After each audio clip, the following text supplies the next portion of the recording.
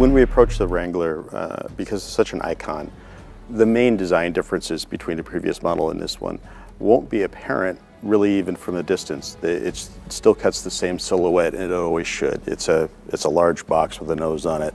The doghouse, the front end, which is always pinched with the round headlights. That is so key to being a Jeep. The design inspiration, honestly, was the CJ5, CJ7 series. It's always been my favorite. I know we started with the flat fender, the little military Jeep, but the CJ was really when the vehicle finally got designed, it got styled, and it picked up a long-lasting view of it.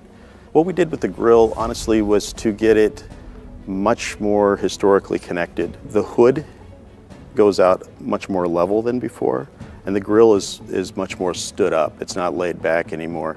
It's stood up, there's a subtle kink in it, and then all the grille bars or the grille slots are quite a bit larger than before. Lights are larger on it, but again, the headlight invades into those outer grille slots, which I think is key on the CJ. Top goal is to cast a wider net, so we know that we have different customers than we even had 5-10 years ago, but to satisfy those customers. So we tried to incorporate a lot of customer feedback into the vehicle, but keep what's really special about it. Doors still come off, roof still comes off. You can literally at the stoplight, a couple latches, flip the top back, get out of the vehicle, no more zippers, the zippers are gone, the side panels come off really easy, and you can drop the top in a matter of seconds now. We've improved the lighting, so that is better. A lot of small details on the vehicle. We increased the rear visibility a huge amount by moving the tire down a little bit and opening up the back window as much as we could. But that's the magic of Wranglers, that every one of them is a convertible and I can open the roof up. So standard, I get a black hardtop or a black soft top.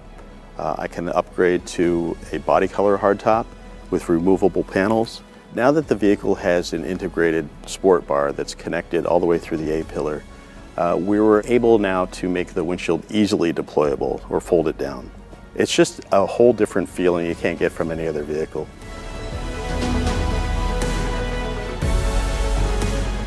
We stuck true to the playbook. We didn't waver, but instead of changing the recipe, we just made it better.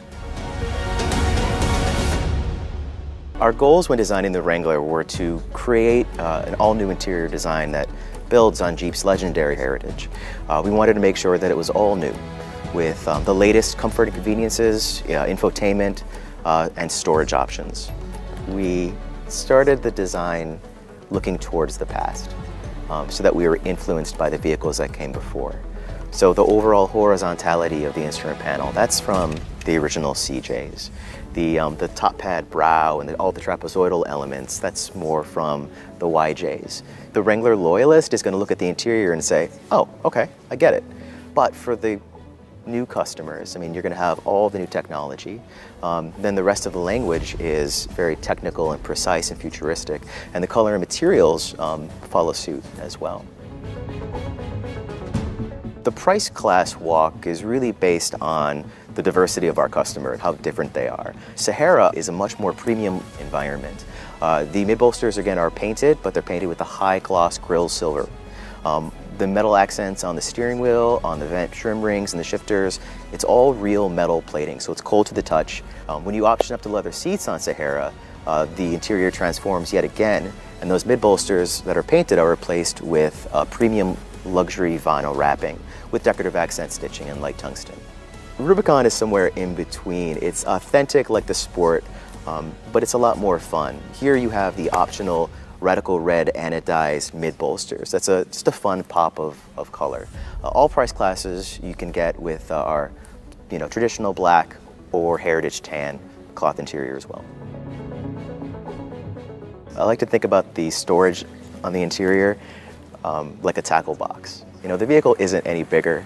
It's really set up for off-roading. So it was our goal to compartmentalize the storage in a way that was useful to the consumer. So whether you're on the trail or on the highway, passenger comfort is very important. So we made a lot of upgrades ergonomically and in terms of some of the conveniences.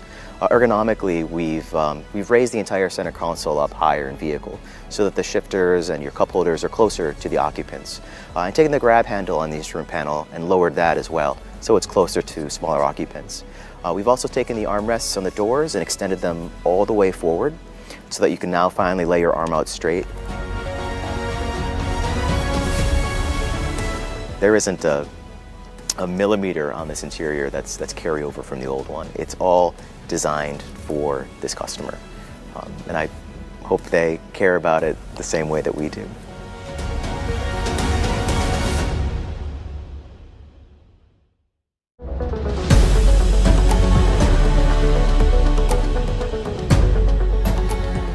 Well, Wrangler for many years is what we describe as the icon of our brand. It's where Jeep started back in 1941. It's not only important because it's where we started, but this vehicle really is what our customers recognize as what Jeep stands for around the world. And because of those things, it's not just important to us, it's also important to our thousands and millions of fans, regardless of which continent they live on. You know, when we were designing and developing, engineering the next generation Wrangler, there were a few things that we knew. Number one, we had to be absolutely authentic to what Wrangler stands for, and that's its capability, its versatility, it's really that whole sense of being able to do more tomorrow than you've done today, and we knew that, and our fans had told us that we had to stay true to that. But what we also had to make sure was that we had a Wrangler that really represented the next generation, that could take us into the future, that could really continue to be that massive icon for the brand. So not only did we make sure that the capability was improved, we made dramatic improvements in terms of its ride, its handling, its MVH, its fuel economy. We touched every part of it, but in the back of our minds was authenticity, the DNA that Wrangler stands for, and really enhancing that. And I'm very, very pleased and delighted with what our engineers, our designers, and the guys in our plants have been able to come up with. I couldn't have been happier with the next generation Wrangler.